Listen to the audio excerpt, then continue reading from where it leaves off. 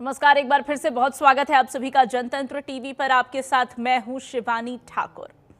आज UP BJP प्रदेश अध्यक्ष का नामांकन होने जा रहा है। दोपहर 2 से 3 बजे तक नामांकन प्रक्रिया होगी। शाम 5 बजे तक नामांकन वापसी का समय रहेगा। 14 दिसंबर को बीजेपी अध्यक्ष का ऐलान कर दिया जाएगा। बीजेपी अध्यक्ष की रेस में कई नाम शामिल हैं। रेस में पंकज चौधरी का नाम हालांकि सबसे आगे है और उनके साथ बीएल वर्मा और साध्वी निरंजन ज्योति के नाम पर भी चर्चा हो रही है। राजनीतिक समीकरण बिठाने की कोशिश की जा रही है। सबके बीच सामाजिक सोशल इंजीनियरिंग को भी बताया जा रहा है कि दुरुस्त करने की कोशिश रहेगी। बीजेपी का अगला प्रदेश अध्यक्ष जो भी होगा उसके आगे 2026 के विधानसभा चुनाव के साथ साथ लोकसभा चुनाव की भी चुनौती रहेगी। ऐसे में बीजेपी आलाकमान की कोशिश ये होगी कि कोई ऐसा चेहरा चुना जाए जो कि सोशल इंजीनियरिंग यानी कि सामाजिक रणनीति पर खड़ा तो उतरे ही, इसके साथ राजनीतिक रणनीति की भी अब चर्चा हो रही है, क्योंकि एक नैरेटिव योगी बनाम शाह की भी चलाई जा रही है, जिसमें विपक्ष की तरफ से ये कहा जा रहा है कि दरअसल अमित शाह ने योगी आदित्यनाथ की घेराबंदी कर दी है और यूपी में योगी की उल्टी गिनती शुरू है। ऐसे में अमित शाह की कोशिश होगी कि अगला प्रदेश अध्यक्ष उनके खेमे का, उनका करीबी व्यक्ति हो। वहीं दूसरी तरफ योगी आदित्यनाथ इसके ठीक विपरीत कोई चेहरा चाहेंगे। इस सबके बीच आज नामांकन होना है और कल नए चेहरे का ऐलान कर दिया जाएगा। लंबे समय से प्रदेश अध्यक्ष का पद खाली था। यूपी में विधानसभा चुनाव होने हैं, इससे पहले प्रदेश अध्यक्ष का चुनाव होना बहुत अहम हो जाता है। बात करें सियासी समीकरणों की तो ओबीसी का चेहरा नया प्रदेश अध्यक्ष बनाया जाएगा, ये कहा जा रहा है। दरअसल इसके जरिए अखिलेश यादव के पीडीए की रणनीति की काट खोजने की कोशिश होगी। इस सबके साथ ओबीसी वर्ग में यादव वर्ग को छोड़कर जितने भी अन्य वोटर हैं, फिर चाहे वो लोधी हो या कोई और, उन सबको बीजेपी अपने खेमे में लाने की कोशिश करेगी। क्योंकि वाईएम समीकरण यानी कि यादव और मुस्लिम वोट बैंक अखिलेश यादव के वोट बैंक हैं। ऐसे में कोशिश दरअसल ये है कि कुछ इस तरह की सोशल इंजीनियरिंग की जाए कि बाकी के वर्ग बीजेपी के साथ आ सके।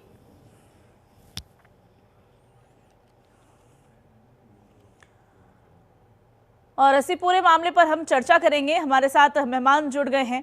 आलोक पांडे सर हमारे साथ जुड़े हैं, पॉलिटिकल एनालिस्ट हैं। सर बहुत स्वागत है आपका जनतंत्र टीवी पर। और लंबे समय से चर्चा हो रही थी कि उत्तर प्रदेश में बीजेपी का अगला प्रदेश अध्यक्ष कौन होगा। अब आज नामांकन दाखिल किया जा रहा है, ऐलान भी हो जाएगा 14 तारीख को। इस सबके बीच खबर ये सामने आ रही है कि ये चेहरा जो भी हो ओबीसी वर्ग से होगा। ओबीसी वर्ग इसलिए भी क्योंकि पिछले कुछ चुनाव में बीजेपी का प्रदर्शन ओबीसी बाहुल सीट पर बहुत अच्छा नहीं रहा और उत्तर प्रदेश की जनसंख्या में एक बहुत बड़ी संख्या ओबीसी की होती है और कहते हैं कि सत्ता की चाबी इनके हाथ में है। तो सोशल इंजीनियरिंग का फैक्टर क्या वाकई आगामी विधानसभा चुनाव कहें या आगामी लोकसभा चुनाव कहें, उसके मद्देनजर बहुत अहम हो जाता है बीजेपी के लिए। बिल्कुल। और भारतीय जनता पार्टी 2024 में लोकसभा चुनाव में जो एक तरह से कहूं कि उनकी हार हुई थी उत्तर प्रदेश में, या भारतीय जनता पार्टी पूर्ण बहुमत में नहीं पहुंच पाई थी, उसका कारण उत्तर प्रदेश में उनका प्रदर्शन था, जिसमें अखिलेश यादव नंबर 1 की पार्टी बनकर आए थे, जिसमें उन्होंने पीडीए एक कॉन्सेप्ट दिया और पीडीए माना गया कि वो हिट रहा, जिसमें नाम यादव नॉन मुस्लिम लोगों को सीटें ज्यादा दी लोकसभा चुनाव में लड़ाया, क्योंकि उनका मानना था कि यादव मुस्लिम उनको छोड़कर नहीं जाएगा। और ये रिस्क उनका सफल हुआ और भारतीय जनता पार्टी यहाँ पर दूसरे नंबर की पार्टी रही लोकसभा चुनाव में। इसलिए भारतीय जनता पार्टी को लगता है कि 2027 के विधानसभा चुनाव में कम से कम जो यादव और मुस्लिम को छोड़ करके जितना ओबीसी वर्ग है वो वर्ग भारतीय जनता पार्टी से जुड़े। अब देखना यह है कि भारतीय जनता पार्टी, क्योंकि दलित वोट भी बड़ी मात्रा में कटा है भारतीय जनता पार्टी से और ओबीसी वोट भी बड़ी मात्रा में कटा है भारतीय जनता पार्टी से, तो ये दलित और जो पिछड़ा है इसके कॉम्बिनेशन को कैसे, अगर मान लीजिए अगर ओबीसी अध्यक्ष बनता है तो दलितों का रिप्रेजेंटेशन किस तरह से बढ़ाएंगे, ये भी देखने वाली बात होगी, क्योंकि दलितों की अपनी राजनीतिक महत्वाकांक्षा है, पिछड़ों की अपनी राजनीतिक महत्वाकांक्षा है। भारतीय जनता पार्टी को अगर ओबीसी अध्यक्ष देते हैं, क्योंकि पॉपुलेशन ओबीसी की सबसे ज्यादा है, क्योंकि ओबीसी में बहुत सारी जातियों को जोड़ दिया गया है, तो इसलिए ओबीसी पॉपुलेशन इस समय भारत में सबसे ज्यादा है। हर राज्य में ओबीसी सबसे ज्यादा है, नॉर्थ ईस्ट को अगर छोड़ दिया जाए तो तो इसलिए ओबीसी राजनीति भारत की राजनीति की वास्तविक सच्चाई है जब तक कि ओबीसी वर्ग इतना बड़ा रहेगा। तो ठीक निश्चित है। बात है इसकी संभावना सबसे ज्यादा है कि ओबीसी ही भारतीय जनता पार्टी का अध्यक्ष बने। जी ठीक है। आलोक सर, ये बात तो ठीक है कि सोशल इंजीनियरिंग को चमकाने की कोशिश रहेगी और क्यों जरूरी है वो भी आपने बखूबी समझाया। इस सब के साथ कई नाम इस रेस में हैं जिन पर चर्चा हो रही है और बताया ये जा रहा है कि सबसे आगे पंकज चौधरी का नाम है। हालांकि पंकज चौधरी के साथ साध्वी निरंजन ज्योति और केंद्रीय मंत्री बीएल वर्मा के नाम पर भी चर्चा हो रही है, लेकिन क्या वजह आपको समझ में आ रहा है कि पंकज चौधरी इस वक्त इस रेस में सबसे आगे नजर आ रहे हैं? बाकी चेहरे भी, बीएल वर्मा की बात करें, ओबीसी चेहरे हैं, साध्वी निरंजन ज्योति लोधी समाज से आती है, वो भी अहम हो जाती हैं बीजेपी के लिए। देखिए, पंकज चौधरी जी तो डर रहे होंगे, बीएल वर्मा भी डर रहे होंगे कि भारतीय जनता पार्टी में अभी तक केवल महाराष्ट्र को अगर छोड़ दे, महाराष्ट्र एक अपवाद है इसमें सीएम या अध्यक्ष के रूप में देवेंद्र फडणवीस सीएम के रूप में नाम आ गया मीडिया में, चलो, और मुख्यमंत्री बने। वरना अभी तक भारतीय जनता पार्टी में पिछले 5-7 सालों से ये प्रिडिक्ट करना बड़ा मुश्किल है। और ज्यादातर जिसका नाम चल जाता है मीडिया में वो डरने लगता है कि खाम मेरा नाम चल गया, अब कहीं ऐसा ना हो कि मेरा नाम कट जाए। इसलिए इस समय तो सबसे ज्यादा जो डरे होंगे वो पंकज चौधरी डरे होंगे। हालांकि मैंने भी कई लोगों को फोन किया और उनसे पूछा तो उन्होंने पंकज चौधरी जी का नाम बताया। लेकिन भारतीय जनता पार्टी जो मोदी रिजीम की भारतीय जनता पार्टी है, अमित शाह रिजीम की भारतीय जनता पार्टी है, इसमें प्रिडिक्शन ही सबसे खतरनाक है। इतना ही प्रिडिक्ट करना ठीक है कि कम से कम ओबीसी नेता आ रहा है। अब पंकज चौधरी जी वाकई संभावना है, इसके पहले हर 2 दिन में एक नया नाम बड़ी संभावना के साथ आता है, फिर 2 दिन बाद एक दूसरा नाम आ जाता है, फिर अगले 2 दिन बाद लेटेस्ट नाम पंकज जी का चल रहा है। तो मुझे लगता है कि भारतीय जनता पार्टी अभी तक जो पिछले 5-7 सालों में इतिहास में कभी एक्सपेक्टेड लाइन में नहीं जाती। कल पता चल जाएगा वो जो भी नाम होगा जो इस रेस में बाजी मारकर लेकर जाएगा। राहुल तलान सर भी हमारे साथ जुड़ गए हैं, राजनीतिक विश्लेषक हैं। सर, बहुत स्वागत करूंगी आपका चर्चा में सबसे पहले। और सोशल इंजीनियरिंग पर हमने अब तक बातचीत की, लेकिन इस सब के साथ नया एक एंगल निकल के सामने आ रहा है जो खास करके विपक्ष के खेमे से आ रहा है। ये भी कह सकते हैं कि ये दरअसल पानी में आग लगाने की कोशिश है, पानी से धुआं उठाने की कोशिश है। ये भी हो सकता है कि इसमें कुछ सच्चाई हो। एंगल है अमित शाह बनाम योगी आदित्यनाथ की। इसको मुख्य तौर पर लोकसभा चुनाव, आगामी लोकसभा चुनाव के मद्देनजर देखा जा रहा है। कहा यह जा रहा है कि बीजेपी का अगला प्रदेश अध्यक्ष बनाने की खींचतान इस बात पर भी है कि अमित शाह चाहेंगे कि ये उनके करीबी कोई व्यक्ति को बनाया जाए और योगी आदित्यनाथ ऐसा नहीं चाहेंगे। विपक्ष ये भी कह रहा है कि उत्तर प्रदेश से योगी की उल्टी गिनती शुरू हो गई है और ये शुरू करने वाले हैं अमित शाह। उन्होंने उनकी घेराबंदी की है और चौधरी बस मुखौटा हैं। राहुल सर, कितने सहमत हैं आप इस बात से? क्या वाकई इसमें कोई सच्चाई आपको लगता है कि है? क्योंकि लंबे समय से ऐसी खबर सामने आ रही थी, लखनऊ और दिल्ली के बीच की दूरियां बढ़ रही हैं। देखिए शिवानी जी, मुझे लगता है इसको ऐसे नहीं बोला जाएगा दूरियां बढ़ रही हैं। राजनीति में प्रतिस्पर्धा है और स्वस्थ प्रतिस्पर्धा है कि मोदी जी का सक्सेसर कौन होगा, वो योगी होंगे या अमित शाह होंगे। वो सब अपनी अपनी चाल चलते हैं और चाल चलनी भी चाहिए, क्योंकि राजनीति में हर किसी को खुद को बढ़ाने का अधिकार है। वो योगी जी के पास भी सुरक्षित है, वो अमित शाह जी के पास भी सुरक्षित है। सब अपनी अपनी चालें चलेंगे। कौन बनेगा वो भविष्य के गर्भ में कि मोदी जी का सक्सेसर कौन होगा बीजेपी में। लेकिन जो दूरियां बढ़ाने वाली बात है कि दूरियां हैं दोनों में, दूरियां नहीं होती हैं राजनीति में उतनी की इतनी ज्यादा दूरियां हो जाएं कि फिर कभी वो पाट नहीं सकते हैं। और जहां तक यूपी बीजेपी प्रदेश अध्यक्ष का बात है, निश्चित तौर पे अमित शाह ने संगठन को बहुत मजबूती दी है बीजेपी के को। तो उस हिसाब से आप देखेंगी तो निश्चित तौर पे बीजेपी का जो भी प्रदेश अध्यक्ष होगा वो अमित शाह जी के करीब का होगा, इसमें कोई दो राय नहीं है। देखिए बीजेपी को जो ये धार दी है उसमें अमित शाह का बहुत बड़ा रोल। यूपी में जब प्रभारी बन के आए थे 2014 से लोकसभा चुनाव हुए थे, उससे पहले प्रभारी बन के आए थे अमित शाह, तो यूपी में जो बीजेपी की स्थिति थी वो सबको पता है क्या स्थिति थी। तो अमित शाह जी ने उस स्थिति से बीजेपी को उबारा और ऐसी पार्टी के तौर पे खड़ा किया जिसके पास बीएलए हैं, जिसके पास संगठन है, जिसके पास कैडर है और उनके कार्यकर्ता एनर्जेटिक हैं। तो ये जो किया है, जो मिरेकल किया गया बीजेपी के साथ साथ, तो वो अमित शाह ने किया। तो अमित शाह जी का अगर जो हक बनता है एक तरीके से कि उनके करीब का प्रदेश अध्यक्ष हो, इसमें कोई वैसी बात नहीं है। और जहां तक योगी जी की बात है, देखिए 2014-17 के जब लोकसभा चुनाव विधानसभा चुनाव हुए तो उसमें योगी जी को एक तरीके से मुख्यमंत्री के पद पे सुशोभित करने के लिए सबसे ज्यादा किसी ने पैरवी की तो अमित शाह थे। ऐसा नहीं है कि अमित शाह जी ने नहीं किया था। उस टाइम पे देखिए प्रदेश अध्यक्ष केशव प्रसाद मौर्य थे, उनके नेतृत्व में चुनाव लड़ा गया, और अगर जो उनके नेतृत्व में चुनाव लड़ा गया और वो जो जीत दर्ज की थी, तो उस हिसाब से देखेंगी तो केशव प्रसाद मौर्य बनने चाहिए थे, लेकिन अमित शाह जी की पैरवी पे, जबकि योगी जी तो विधानसभा में भी नहीं थे, लेकिन ना विधान आलोक परिषद सर, में थे, वो तो सांसद मुख्यमंत्री थे। बनाने के लिए तो ठीक है कि गृह मंत्री ने तमाम चीजें की योगी आदित्यनाथ के लिए, इस बात को नजरअंदाज नहीं किया जा सकता। लेकिन अगर आगामी विधानसभा चुनाव योगी आदित्यनाथ के नेतृत्व में बीजेपी जीत लेती है, जिसके आसार हम कहेंगे कि नजर आ रहे हैं, तो ये बिल्कुल वैसी स्थिति नहीं हो जाएगी जैसे गुजरात में हुई थी जब प्रधानमंत्री वहां पर मुख्यमंत्री थे। बिल्कुल वैसा ही रिपीट हो जाएगा उत्तर प्रदेश में, और ऐसे में फिर योगी आदित्यनाथ की दावेदारी प्रधानमंत्री पद के लिए बढ़ जाएगी, क्योंकि ये बिल्कुल कुछ वैसा ही एक सिमिलर पाथ शुरू हो जाएगा वहां से पैरेलल। तो ऐसे में अमित शाह की टेंशन बढ़ना तो लाजमी है। नहीं तो इसमें सिर्फ आप योगी जी को ही क्यों रखती हैं? इसमें हेमंता विश्व शर्मा क्यों नहीं है? इसमें शिवराज चौहान क्यों नहीं है? और बाकी राज्यों में गुजरात के मुख्यमंत्री क्यों नहीं हो सकते? गुजरात में तो लगातार बीजेपी जीतती रही है। तो ऐसा नहीं है कि आप अचानक से कोई विपक्ष बोले कि योगी जी प्रधानमंत्री पद के दावेदार हैं। ठीक है, योगी जी प्रधानमंत्री पद के दावेदार हो सकते हैं, ऐसी कोई इसमें दो राय नहीं है कि वो नहीं हो सकते हैं, वो राजनीतिक हैं, वो दावेदारी जता सकते हैं, लेकिन क्या पार्टी में बाकी जो लोग हैं, क्या वो नेतृत्व मानने के लिए तैयार होगा?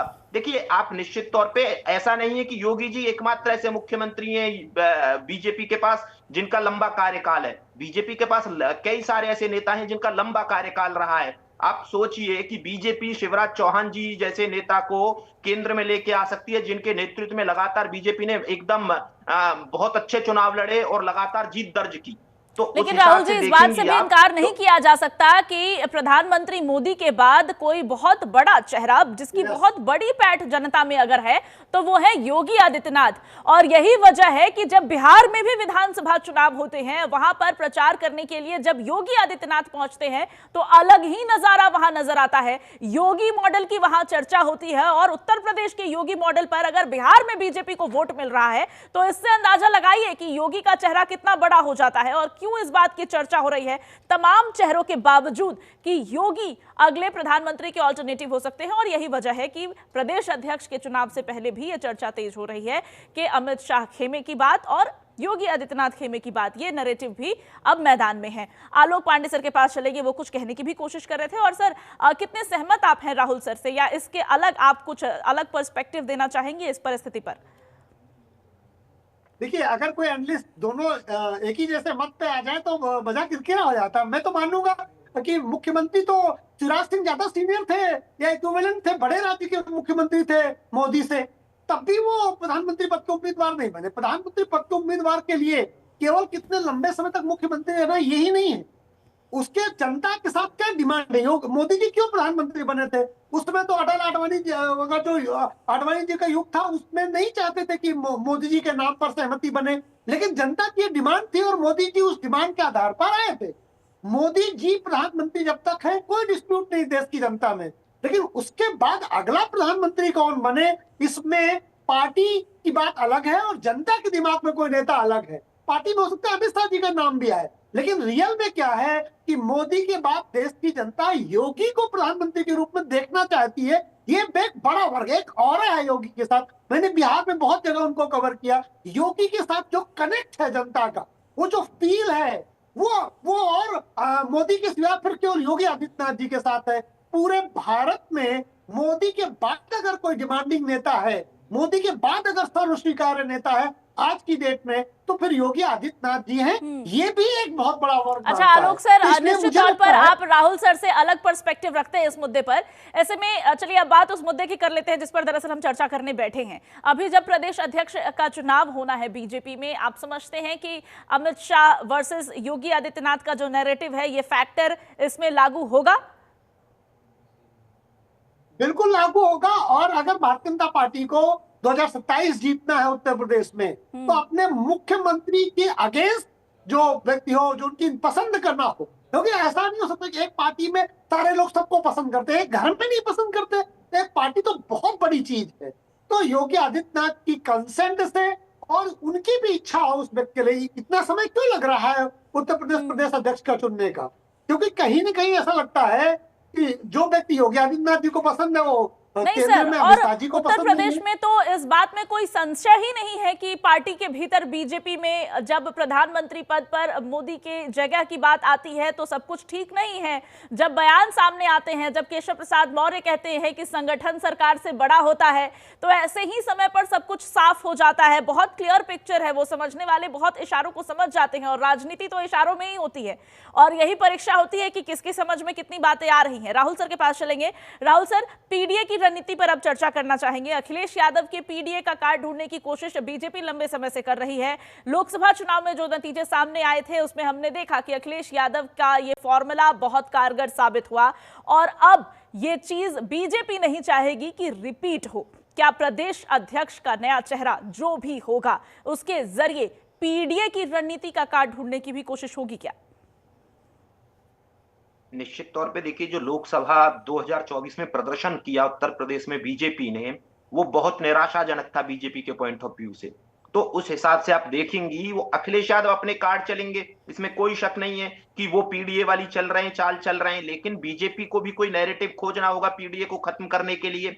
देखिए, जो जिन पंकज चौधरी की बात हो रही है कि वो सबसे प्रबल दावेदार हैं, तो वो कुर्मी समाज से आते हैं। क्या कुर्मी समाज बिल्कुल 100% बीजेपी को वोट करता है? बिल्कुल नहीं करता है।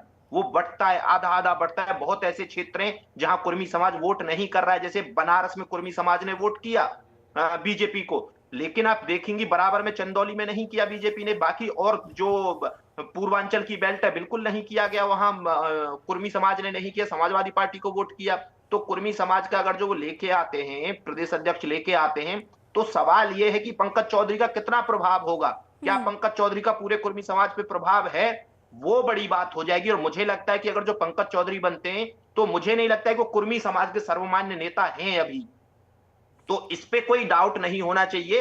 वो ठीक है, एक नैरेटिव के लिए आप एक नई स्ट्रेटेजी चल सकते हैं, मीडिया बोल सकती है, मीडिया ये चर्चा शुरू कर सकती है कि कुर्मी समाज का प्रदेश अध्यक्ष बन गया है, कुर्मी समाज का प्रदेश अध्यक्ष बनाए तो कुर्मी समाज एक तरफा वोट करेगा बीजेपी को। तो ऐसा मुझे लगता नहीं है कि एक नैरेटिव बनाने की कोशिश होगी, और कोई भी प्रदेश अध्यक्ष किसी भी समाज का बन जाए। मैं एक चीज कहता हूं शिवानी जी, की कोई भी प्रदेश अध्यक्ष किसी भी समाज का हो, वो पूरी की पूरी वोट नहीं दिला सकता है अपने समाज की। हर एक विधानसभा में अपने तरीके से वोटर बिहेवियर करता है, वो अपनी वहां की परिस्थितियों पे डिपेंड करता है।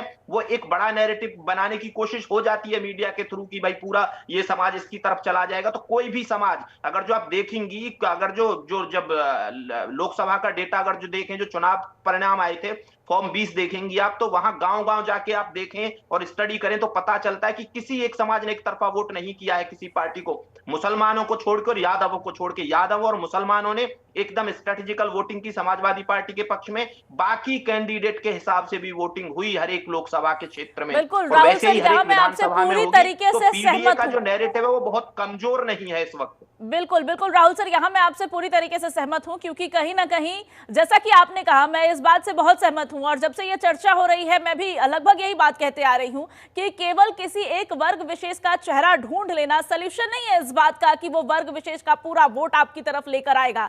क्योंकि अगर ऐसा होता तो पहले भी बीजेपी के जो प्रदेश अध्यक्ष रहे हैं वो ओबीसी वर्ग से ही आए हैं। बावजूद इसके लोकसभा चुनाव में क्या नतीजे आए वो हम सब ने देखा है। एक तरह से कह सकते हैं कि बीजेपी ने उत्तर प्रदेश की अगर बात करें तो लोकसभा चुनाव में बीजेपी अखिलेश यादव के सामने नहीं टिकी। उनका वाईएम समीकरण ज्यादा भारी पड़ा बीजेपी की तमाम रणनीतियों पर। ऐसे में केवल एक प्रदेश अध्यक्ष का चुनाव किसी एक वर्ग विशेष से होना पूरा सॉल्यूशन नहीं है। संगठन को मजबूत देने पर इसीलिए जोर होना चाहिए, कार्यकर्ता स्तर तक, बूथ स्तर तक। हालांकि बीजेपी की रणनीति वो भी रही है, लेकिन अखिलेश यादव के पीडीए समीकरण और वाईएम समीकरण का काट ढूंढना बीजेपी के लिए एक बड़ी चुनौती अभी भी प्रदेश में माना जा रहा है। संभवतः अगर विधानसभा के चुनाव के हो जाते हैं, नतीजे जो सामने आएंगे उसके आधार पर यह कहा जा सकेगा कि बीजेपी ऐसा कर पाने में सफल हुई है या नहीं। इंतजार रहेगा कल का। कल लंबे इंतजार के बाद बीजेपी को उत्तर प्रदेश का अपना प्रदेश अध्यक्ष मिलने जा रहा है, और यह चेहरा कौन होगा यह भी कल स्पष्ट हो जाएगा। फिलहाल अभी आप दोनों मेहमानों का हमारे साथ इस चर्चा में जुड़ने के लिए बहुत शुक्रिया। तमाम बारीकियों पर इतनी अच्छी चर्चा के लिए आपका बहुत शुक्रिया, और आप तमाम दर्शकों का भी बहुत शुक्रिया हमारे साथ जुड़ने के लिए। इस चर्चा में फिलहाल बस इतना ही। आप लगातार बने रहिए जनतंत्र टीवी पर। नमस्कार।